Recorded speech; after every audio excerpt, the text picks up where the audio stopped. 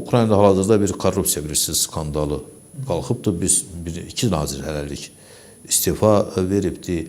Hətta prezident administrasiyasının rəhbəri və bu danışıqlarda da xüsusi rol oynadığı deyilən Yermakın da demək istifası məsələsi gündəmlidir və hətta yenə də gündəmdədir. Ona görə deyirəm ki, bu təkcə müxalifət tərəfindən yox, o cümlədən Avropa yönümlü və hətta bu xalqın xidmətçiləri, Sluqa narodu belə bir, yəni konkret iqtidar demək fraksiyası tərəfindən də qoyulan tələblərdir. Amma bugün gedən məlumatlarda bildirildi ki, Zelenski bu məsələni kənara qoyub və istifaların olmayacağını bildirib və konkret o cümlədən prezident administrasiyasının rəhbərinin də istifaya getməyəcəyini, bununla razılaşmayacağını qeyd edib. O baxımdan açıqcası, yəni situasiya hal-hazırda bu günə bizim bu danışdığımız və bu təhlil apardığımız anlarda Ukraynanın xeyli dərəcədə əleyhinə olan bir situasiyadır. Həm daxili siyasi böhrana keçib o korrupsiya skandalı faktiki olaraq. Amma bir halda ki, bu mövzunu da dilə gətirdik, bu məsələni də qeyd edeyim, sonra siz suallar cavab verərsiniz, mən konkret cavablar verərsiniz. Mən də konkret cavablar verirəm. Burada bir məsələ də var ki, faktiki olaraq əgər Zelenski gedərsə, hakimiyyətə Ukraynada hansı qüvvələr gələcək məsələsi təhlil olunanda Rusiyaya Zelenskidən daha anti-Rusiya mövqeyli, Avropa mövqeyli qüvvələr gələ bilər məsələsi deyilir və o baxımdan bu böhranın təkcə Zelenskiyə yox, həm də Rusiyaya bir təzyiq olduğu barədə şərhləri biz gərək diqqətdən qaçırmayaq. Bu cür.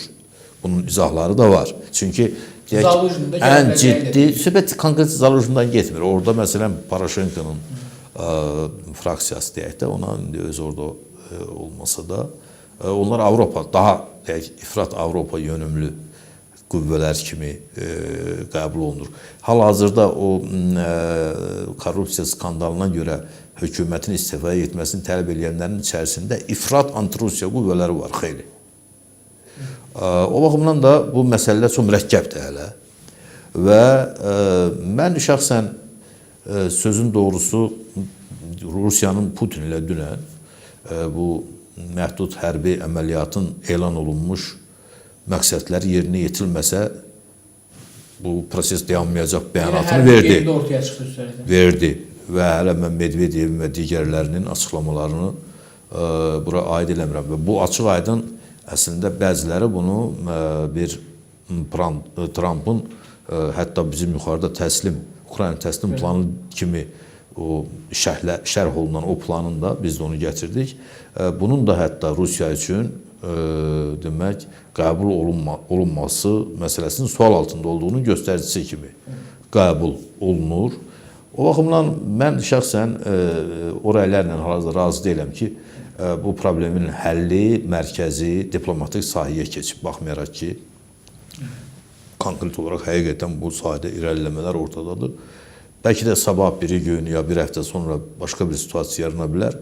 Məncə bugün də əsas bu mərkəz döyüş meydanından keçir, cəbhə xəttindən, səngərdən keçir və istisna deyil ki, əgər alınmazsa bu məsələ, çünki Avropada xüsusən bu məsələ ciddi şəkildə müzakirə edilir. Rusiyaya qarşı yeni sanksiyaların, hərbi yardımın daha genişləndirilməsi və s. istiqamətindəki Amerika Birləşmiş Ştatlarının özündə də bu cür basıqlar var. Hətta hazırlanmış, qəbul edilmiş, imza gözləyən Rusiyaya qarşı sanksiyalarla bağlı sənədlər var. Biz bu istiqamətdə gərginləşmənin davam etməsini müşahidə edirik. Mən bugün gərginləşmə demək aradan qalxır kimi optimist belə deyək ki, rəyin tərəfdarlarından deyil. Konkret indi bundan danışdıq. Efirdən əvvəl siz də bir işarə eləmişdiniz. Türkiyə gəmisi vuruldu, Türk bayrağı altında gedən və bu Qara Dəniz hövzəsindəki gəmiçiliyin hansı dərəcədə belə kövrək bir şəkildə hal-hazırda mövcud olduğundan danışır. Qara Dənizdə də demək, Qara Dənizdə Rusiyanın demək, dünya ilə əlaqəsi, iqtisadi əlaqəsi üçün fövqəladə əhəmiyyətli bir hadisə. Bunun ardınca bilirsiniz, o parom bir böhranı yaşanır hələ də. Yəni Rusiyanın bir kruiz gəmisi İstanbula qəbul edilmədi. Çünki ondan əvvəl Soçi limanında Türkiyədən gedən bir demək, parom, bərə demək, qəbul edilməmişdi. Halbuki ondan əvvəl bütün sənədlərin imzalandığı bəhanə də olmuşdu ki, port qabililəməyə hazır deyil. İnfrastrukturu buna imkan vermir, amma neçə illərdir müəyyən sənədlərin imzalandığı və belə proseslərin də getdiyi barədə məlumatlar gedirdi.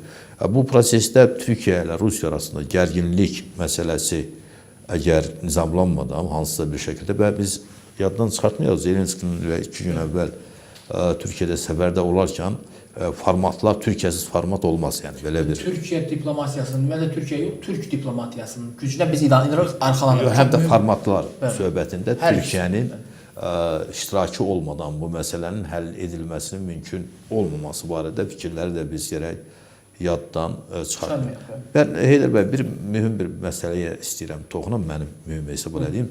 Çünki sizin çıxış nitqinizdə də var. Nə üçün bizim insanlarımız, Azərbaycan cəmiyyəti üçün də bu bir xarici hansısa bir ölkələr arasında gedən münaqişə kimi qavranılmır.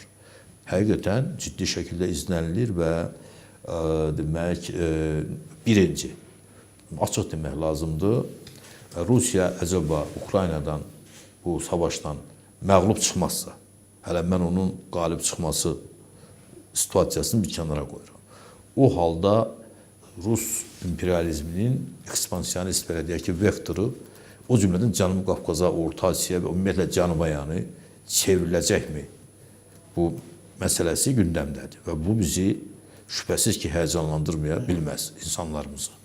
İkinci bir mühüm məsələ var. Demək, bu yenə Ukrayna-Rusiya savaşı ilə bağlı. Baxın, bugün Azərbaycanda Milli Məclisdə bizim büdcə müzakirələri gedir. Bəzi deputatların da o cümlədən ölkədəki sosial-iqtisadi vəziyyətlə bağlı çıxışları barədə sizlə elə bir işdən qabaq da bir fikir mübadiləsi elədik. Dünyada digər bir fərqli insanlar da var ki, əgər bu müharibə bitməsə, dünya iqtisadi böhranı davam edəcək və dünya iqtisadi böhranının davam edəcəyi bir şəraitdə bulunan bütün ölkələr, dövlətlər, cəmiyyətlər, o cümlədən Azərbaycan da zərər çəkməkdə davam edəcək və nə qədər ki, bu savaş davam edir, hansısa bir iqtisadi yüksəlişə, o cümlədən məsələn bizim özümüzdə də mümkün deyil kimi argumentlər var. Bir qədər əvvəlki argumentin sanki əleyhinə olan, ona zid görünən, ondan fərqli bir argumentdir. Amma həqiqətən də yəni dünyada açıq-aydın görürük ki, biz demək, bu müharibələr nəticəsində əsas xərclər ki, hərbi xərclər üzərində cəmləşir. Avropadan tutmuş Amerikaya qədər, demək, Çinə qədər biz bunun bu iqtisadi böhranın təsirlərini görürük. Və bu müharibə qutarmayanda bu dünya iqtisadi böhrana əgər dayandırılmayacaqsa, bizdə də hansısa bir ciddi, əhəmiyyətli bir sosial inkişafı biz çətin ki görək.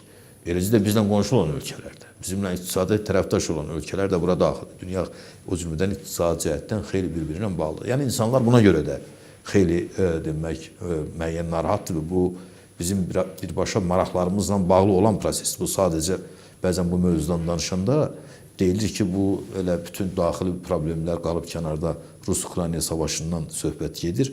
Əlbəttə ki, bu digər başqa məsələlər də kənara qoymaq olmaz. Amma bu elə daxili problemlərlə sıx əlaqədar olan məsələlərdən biridir. Və biz gərək demək, mütləq bunu da nəzərə alaq. Mənim fikrimcə, bir tərəfdən biz bütün senarilərə, o cümlədən bizim regionu da əhatə edəcək gərginliyin tırmanması, artması situasiyasında gərək hazır olaq. Yox, bu digər başqa ki, açılım olacaqsa, o istiqamətdə də yaranacaq yeni iqtisadi, geosiyasi, geoiqtisadi situasiyalara uyğun da demək, vəziyyətlərə gərək hazırlıq planlarımız olsun. O baxımdan sözün doğrusu mən o arzu olunan şəxsən mənim tərəfimdən mövqeyim budur ki, o mühüm bir məqam idi bizim bu büdcə müzakirələri. Təəssüf ki, bir qədər diqqətdən kənarda qaldı. Ümidvarıq, çünki müzakirə... Söhbət bizim verilişdən getmir, umumən. Amma müzakirələr hələ davam edir, Pənah bəy. Yəqin ki, irəliləyən günlərdə növbəti qarşıdan gələnəcə bu məsələləri, detalları daha da açıqlanacaq. Hansı məsələlər belə tam olaraq razılaşdırıldı? Azərbaycanda kifayət qədər... Bu müzakirələrin keçməsi təkcə parlamentdə deyil, ətraf elə media. Yüksək ixtisaslı, iqtisadçı ekspertlər var. Söhbət elə bizim tanıdığımız 5-10 nəfərlik bu qeyri-hökumət təşkilatları və yaxud bu ilə məşğul olan ekspertlərdən getmir. Bizim universitetlərdə, bizim iqtisadiyyat institutunda və sairələrində akademiyanın kifayət qədər yəni ciddi demək mütəxəssislərimiz var, alimlərimiz var. Biz yalnız bu məsələdə elə siyasilərin və siyasətçilərlə yanaşı ən azı onların demək Bir rəylərini səhvlərdən bu bəli. barədə demək eşitmək istəyərdik. Yoxdur belə bir rəylər. Sanki ya kənarda qalıb, ya kənarda saxlanıblar və s. Çünki bir daha təkrar edirəm. Bu sadəcə rəqəmlərdən ibarət deyil ki, bizim hər birimizin, o cümlədən təhlükəsizliyi ilə bağlı olan, bax o Ukrayna-Rusiya savaşı ki, burada səslənir.